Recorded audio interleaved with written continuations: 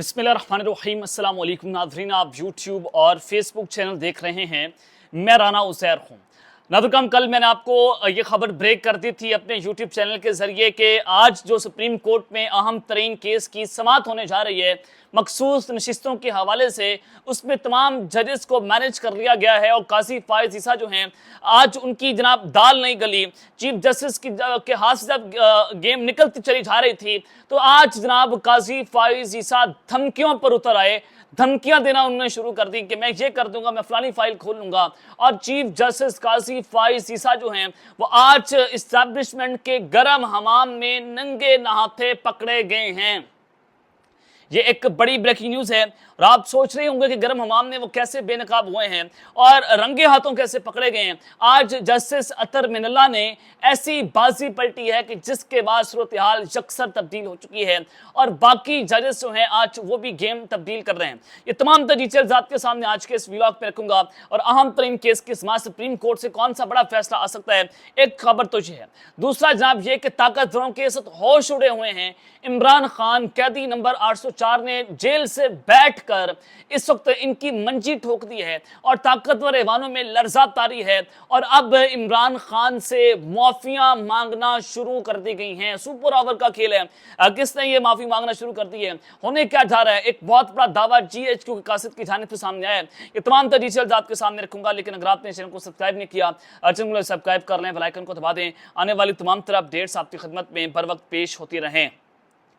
नाज़रीन, शाहिद खान अफरीदी जो बड़े कंट्रोवर्शियल हो रहे हैं पिछले कुछ अरसे से कि जैसे वो पाकिस्तान तहरीक इंसाफ और इमरान खान के खिलाफ बड़े गलीज किस्म के बयान दे रहे हैं, स्टेटमेंट्स जारी कर रहे हैं। कभी इमरान रियाज के ऊपर जो है वो ये उनको फिजिकल आप कह लें कि असॉल्ट करने की कोशिश करते हैं, कभी उनको जनाब जो है वो उनका करैक्टर असैसिनेट करने की कोशिश करते हैं। समझ नहीं आ रही कि शाहिद खान अफरीदी करना क्या चाहते हैं। और आपने देखा कि शाहिद खान अफरीदी जो कि एक बहुत बड़े सुपरस्टार हैं, जनाब आज उनकी सुपरस्टार जो है वो बढ़ चुका है और पाकिस्तान की कौम सिर्फ एक शख्स से प्यार करती है, उसका नाम इमरान अहमद खान न्यासी है। और लोगों ने शाहिद खान अफरीदी के सोशल मीडिया पेजेस को अनफॉलो करना शुरू कर दिया है।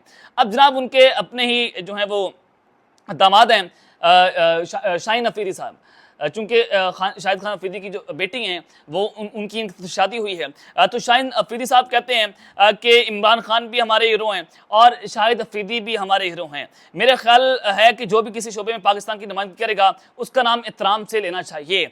तो ये शाहीन अफरीदी साहब जो हैं वो बेसिकली बताना चाहते हैं शाहिद अफरीदी को, अपने ससुर को, कि जनाब आप एहतराम से नाम लें। उन्होंने पाकिस्तान को रिप्रेजेंट किया है। आप जो बातें करना शुरू कर देते हैं ट्विटर पर आकर, आपको ये बातें ज़ेब नहीं देती। उसके अपने दवात पे अपने ससुर को जो है वो अच्छी खासी यहाँ पर उसकी मट्टी प्रीत करके रखती है। ये जनाब सूरत हाल है। और एक और अहम तरीन खबर के वज़ीर दाखिला मोहसिन नकवी को सेनेट की नशिस्त नाअहल करार देने की दरख्वास्त पर समाअत 4 जुलाई तक मुलतवी कर दी गई है।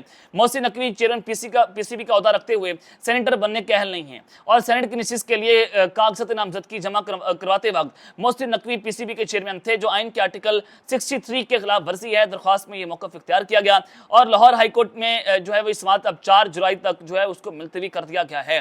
और 28 जून को वफाकी वज़ीर दाखिला मोहसिन नकवी को सेनेट की नशिस्त नाअहल करार देने के लिए लाहौर हाई कोर्ट में दरख्वास्त दायर की गई थी और ये दरख्वास्त शहरी मशकूर हुसैन ने माहिर कानून नदीम सरवर एडवोकेट की वसासत से दायर की, जिसमें वफाकी हुकूमत, वज़ारत दाखिला, PCB और मोहसिन नकवी को फरीक बनाया गया और दरख्वास्त मौक़िफ़ ये अपनाया गया कि मोहसिन नकवी जो है वो चेयरमैन PCB का ओहदा रखते हुए चेयरमैन सेनेट जो है वो ये सेनेटर नहीं बन सकते थे, तो लिहाजा इनको सेनेट की नशिस्त से नाअहल किया जाए। तो ये एक बहुत बड़ा केस है लाहौर हाईकोर्ट के अंदर। और फिर इमरान खान साहब जो हैं आज वो एक्टिव हो गए। चूंकि आपने देखा कि वकला ने जिस तरह से पार्टी को हाईजैक किया, मैं आपको बेशतर बार बता रहा था कि जो पाकिस्तान तहरीक इंसाफ की जो पॉलिटिकल लोग हैं उनको ये माइनस करने की साजिश की जा रही है, उनको दीवार से लगाया जा रहा है और वकला जो है अपनी सियासत चमका रहे हैं। इमरान खान को जेल से अंदर रखकर ये बाहर पॉपुलैरिटी गेन करने की कोशिश कर रहे हैं, इमरान खान का नाम कैश कर रहे हैं। तो जनाब आज पाकिस्तान तहरीक इंसाफ ने पार्टी छोड़ने वालों की वापसी का फैसला करने के लिए कमेटी कायम कर दी है और ये कमेटी इमरान खान की हिदायत पर कायम की गई है और ये कमेटी जो है वो जनाब जनाब इमरान खान साहब ने खुद कायम की, जिसमें 7 रुकनी कमेटी है और पार्टी से राय जुदाई करने वाले रहनुमाओं की वापसी से मुतालिक ये कमेटी जो है फैसला करेगी। इस हवाले से तश्कील दी जाने वाली कमेटी की सरबराही शाह महमूद कुरैशी करेंगे, जिसमें असद कैसर, हामिद खान, शहरजार अफरीदी, बैरिस्टर गौहर और शिबली फराज शामिल हैं, जबकि शानदाना गुलजार खवातीन के केसेस और पार्टी छोड़ने की वजूहात पर रिपोर्ट देंगी। जराये का कहना है कि कमेटी हतमी नामों की फहरिस्त इमरान खान को भेजेगी, जो उस पर फैसला करेंगे। ताहम इमरान खान ने पार्टी छोड़ने वाले रहनुमाओं की वापसी को फिलहाल रोक दिया है और क़यादत की रहाई तक किसी भी रहनुमा की पार्टी में वापसी रोका जाए। इमरान खान की रहाई के बाद रहनुमाओं की वापसी का फैसला होगा कि जनाब बड़ी चीजें वाज़ेह हैं कि लोग वापस आएंगे, चाहे वो जनाब इमरान इस्माइल हों, ये 96 से इमरान खान के खिलाड़ी हैं, अली जदीद हो, चाहे वो जनाब फवाद चौधरी हो, असद उमर हो, सबको पार्टी के अंदर वापस लिया जाएगा। ये मेरी खबर है जो मैं आपको बता रहा हूँ। लेकिन जो पार्टी के अंदर बैठकर साजिश करेगा उसको पार्टी से फारिग कर दिया जाएगा। ये जनाब इमरान खान ने फैसला कर लिया है। अब ये 6 रुकनी या 7 रुकनी कमेटी फैसला करेगी कि किस किस को वापस लेना, किस किस को वापस नहीं लेना। और फवाद चौधरी और जैन कुरैशी जो शाह महमूद कुरैशी के बेटे हैं, कल वो भी जनाब एक इवेंट के अंदर बैठे हुए थे, तो लिहाजा ये सारे पीटीआई हैं और इन सारों का ताल्लुक इमरान खान से है। जराये का कहना है कि इस मामले पर तहरीक इंसाफ के रहनुमा शौकत यूसुफ का कहना है कि फवाद चौधरी और इमरान इस्माइल में बहुत समझबूझ थी। मुश्किल वक्त में जिनको समझ नहीं थी उन्होंने तकलीफ बर्दाश्त की। दोबारा हालात नॉर्मल हो गए तो ये काबिल तरीन लोग फिर सामने आ रहे हैं। अब जो लोग खड़े हैं उन्होंने हिम्मत से काम लिया। पुराने और नए सियासतदानों में फर्क है। नए आने वालों की कमिटमेंट बहुत बड़ी मजबूत है और वो रोज अदालतों में पेश होते हैं लेकिन टूटे नहीं है। लेकिन जनाब जो पुरानों के ऊपर जुल्म और बर्बरीत हुई है, क्या वो नए लोगों पर जुल्म और बर्बरीत की इंतहा हुई है? बिल्कुल नहीं। ना नए लोग गिरफ्तार हुए, ना नए लोग अगवा हुए, ना उन पर तशद्दुद हुआ, ना उनको मारा गया, ना उनके बीवी बच्चों पर जुल्म हुआ, ना उनकी बहन बेटियों पर जुल्म हुआ। जनाब जितने भी पुराने सियासतदान हैं उनकी मंजी ठोक के रखती गई, उनके घरों में घुसा गया, उनकी माँ बेटी बेटियों के ऊपर जुल्म हुआ। आपने सारा कुछ देखा, उमर डार, उस्मान डार, शहरजार अफरीदी, इमरान रियाज, मेरे साथ जो कुछ हुआ वो भी आपके सामने। जनाब हमने इसकी कीमत चुकाई है। हालांकि मेरा ताल्लुक पीटीआई से नहीं है, मैं एक सहाफी हूँ। अरशद शरीफ को शहीद कर दिया गया, जनाब सहाफियों के ऊपर जुल्म हुआ। ये पाकिस्तान की तारीख लिखी जा रही है और आप किस तरह से कह सकते हैं कि नए लोग जो कमिटेड थे, नए लोगों ने पार्टी को हाईजैक किया। पार्टी में किसने बगावत पैदा की? शेर अफजल मरद ने, बाकी वकला ने, हामिद खान ने। ये सारे के सारे लोग पार्टी के अंदर बगावत पैदा करने की साजिश कर रहे हैं और ये एस्टैब्लिशमेंट के टाउट हैं। ये भी आपको मैं बताता हूं। तो जनाब ये सारी सूरत तो आपके सामने मैंने रख दी है। इस वक्त chief justice of Pakistan Qazi फायसा जो हैं वो जनाब गर्म हवाम के अंदर बेनकाब हो गए हैं, रंगे हाथों पकड़े गए और गेम जनाब आज उनकी उल्टी पड़ गई है। कल मैंने आपको बताया था कि 5 जजेस हैं सुप्रीम कोर्ट से, वो चीफ जस्टिस काजी फायसा को खत लिख सकते हैं, खत तैयार है और 5 जजेस ये दरख्वास्त करेंगे कि बल्ले का निशान 8 फरवरी का जो फैसला है, जो इलेक्शन है उसके हवाले से जनाब केसेस और ह्यूमन राइट्स के जो केसेस हैं पाकिस्तान तहरीक इंसाफ की, उसको इसी केस के साथ जोड़ दिया जाए और मखसूस नशिस्तों वाले केस के साथ फुल कोर्ट ये केस सुन ले। तो लिहाजा ये एक बहुत बड़ा surprise chief justice of Pakistan Qazi Faez को एक तो ये मिल सकता है। साथ मैंने आपको ये भी बताया कि चीफ जस्टिस जो हैं वो इस्टेब्लिशमेंट से कॉल शॉल करवाकर जजेस को मैनेज करने की कोशिश कर रहे हैं। वो चाहते हैं कि वो अपनी अक्सरियत जो है उसको गेन कर सकें। अब जब मामला यह है कि चीफ जस्टिस जो है अब उनके हाथ से जब गेम निकल रही थी तो आज वो बाकायदा तौर पर धमकियों पर उतर आए और chief justice of Pakistan Qazi फायसा ने कहा कि इंट्रा पार्टी इंतखाबात पर तहरीक इंसाफ खुद वक्त मांगती रही लेकिन इल्जाम सुप्रीम कोर्ट पर लगाया जा रहा है। और इस सारी सूरत हाल में आज की समात में इलेक्शन कमीशन के वकील सिकंदर बशीर ने दलाइल देते हुए कहा कि 4 कानूनी नुकात अदालत के सामने रखूंगा। पार्टी सर्टिफिकेट जमा करवाने के वक्त पाकिस्तान तहरीक इंसाफ का कोई तंजीमी ढांचा नहीं था। इलेक्शन में सर्टिफिकेट गौहर अली खान के दस्तखत से जमा करवाए गए और पाकिस्तान तहरीक इंसाफ ने उस इंट्रा पार्टी इलेक्शन कानून के मुताबिक नहीं करवाए थे, जबकि फॉर्म 66 जमा करवाते वक्त पाकिस्तान तहरीक इंसाफ का कोई ढांचा नहीं था। इस पर जनाब जमाल मंदोखैल जो हैं उन्होंने वकील इलेक्शन कमीशन से इस्तफसार किया कि बताएं गलती कहां और किसने की। वकील सिकंदर बशीर ने मौका अपनाया कि कागजात नामजदगी में ब्लैंक का मतलब आजाद उम्मीदवार है और पीटीआई ने फॉर्म 66 22 दिसंबर और पार्टी से वाबस्तगी सर्टिफिकेट 13 जनवरी को जारी किए और पाकिस्तान तहरीक इंसाफ को पार्टी से वाबस्तगी सर्टिफिकेट तो कागजात नामजदगी के साथ तो लगाना चाहिए था। दौरान इस्तेमाल जस्टिस मुनीब अख्तर ने पूछा क्या आप कह रहे हैं कि सर्टिफिकेट गलत है क्योंकि तब तक चेयरमैन तहरीक इंसाफ का इंतखाब नहीं हुआ था। जिस पर सिकंदर बशीर ने कहा कि सर्टिफिकेट जमा करवाते वक्त जब चेयरमैन तहरीक इंसाफ मुंतखब नहीं हुए थे तो कागजात नामजदगी दुरुस्त नहीं थी और कागजात नामजदगी में हामिद रजा ने सुन्नी इत्तेहाद कौंसिल से वाबस्तगी जाहिर की और हामिद रजा को बतौर चेयरमैन सुन्नी इत्तेहाद कौंसिल अपने आप को टिकट जारी करना चाहिए था। अब जनाब ये बात तो उन्होंने ये कर दी कि इससे अलावा जो है वो फिर पाकिस्तान तहरीक इंसाफ को मखसूस नशिस्तें नहीं मिलनी चाहिए, लेकिन फिर गेम पलट जाती है हैं और चीफ जस्टिस जो हैं उनकी मंजिल ठुक जाती है। हुआ क्या जनाब, इस सारे मामले में पाकिस्तान तहरीक इंसाफ के चेयरमैन जमाल मंदो खैल साहब ने उनको बुलाया। जनाब उन्होंने पूछा कि बैरिस्टर गौहर यहाँ पे बैठे हैं, उन्होंने कहा जी हाँ बैठे हैं। तो उस सारे मामले पर उन्होंने बताया कि अदालती फैसला रात 11 बजे आया और हमें आजाद उम्मीदवार शाम 4 बजे ही डिक्लेयर कर दिया गया था इलेक्शन कमीशन पाकिस्तान की जानिब से। क्या इलेक्शन कमीशन ने एक फॉर्म जमा नहीं करवाया, दूसरा नहीं करवाया? क्या उनको पहले पता चल चुका था कि चीफ जस्टिस ने यही फैसला देना? एक चीज तो जनाब उन्होंने ये जो है वो बात की।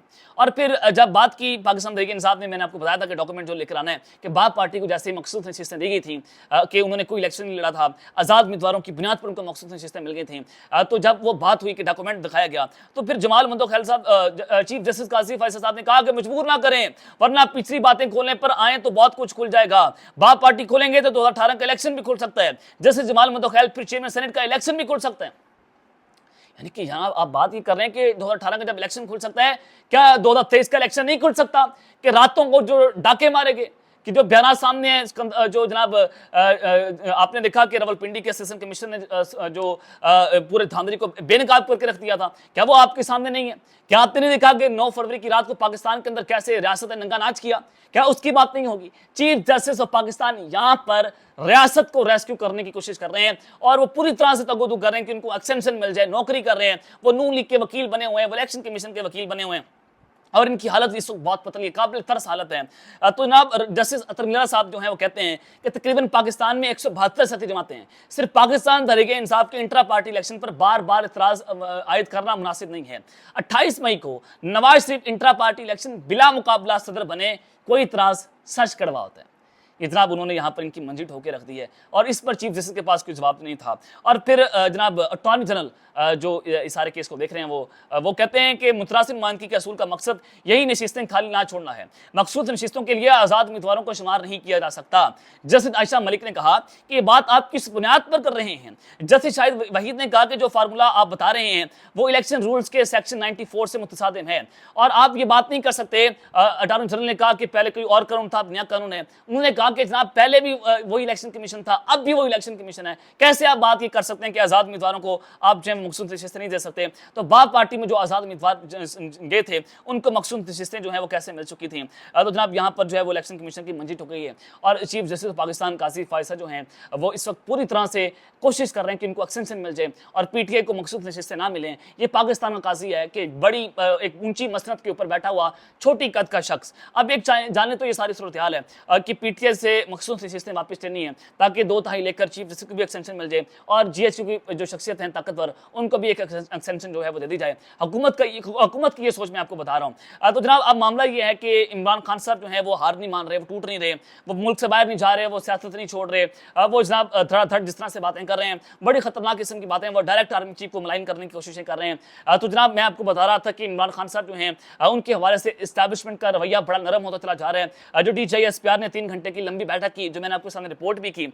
अब जनाब मामला ये है कि सुहेल राइज, आप सबको पता है कि सुहेल राइज जब लिखते और बोलते हैं वो उन्हीं की आवाज़ बोलते हैं जो इस मुल्क के कत्ल धरते हैं। सुहेल राइज लिखते हैं कि वक्त आ गया है कि हर खास और आम मुक्तदरा यानी कि इस्टेब्लिशमेंट और अवाम, सियासतदान और इस्लाह पसंद इस बात को मान लें कि मुल्क के आगे बढ़ने का वाहिद रास्ता मुत्तफिका आइन है। तो लिहाजा ये बात बता दी गई है कि ये मुल्क तभी चलेगा जब जो है आप आइन को तस्लीम करेंगे। ये सुप्रीम कोर्ट को भी देखना चाहिए। इस्टेब्लिशमेंट ने जो आइन को मुअत्तल कर दिया, जो मुल्क में मार्शल है, आइन आपने नहीं तस्लीम किया, 8 फरवरी का मैंडेट आपने नहीं माना, इमरान खान को जेल के अंदर डाल दिया, गैर आइनी और गैर कानूनी फैसले दिए गए, इससे आप मुल्क नहीं चला सकते। चाइना, रशिया, अमेरिका सबका एक ही मुतालबा है, हमारे दोस्त ममालिक सऊदी अरब, कि आप अपने मुल्क में आइन और कानून की पासदारी करें। दूसरा, आप अपने मुल्क में ह्यूमन राइट्स वायलेशंस हो रही हैं उसको रोकें। तीसरा ये कि मैंडेट की वापसी। चौथा ये कि आप अपने मुल्क में पॉलिटिकल अनरेस्ट खत्म करें। हर तरह से जनाब ये मुतालबात हो रहे हैं। तो अब सुहेल भाई से ये बात करना शुरू हो गए हैं। तो लिहाजा इस्टेब्लिशमेंट जो है वो हार मानना वो शुरू हुई है और इमरान खान से बाकायदा माफिया मांगना जारी है। अब तक लेते हैं, अपना ख्याल रखिएगा और संग अल्लाह ने गवान पाकिस्तान जिंदाबाद।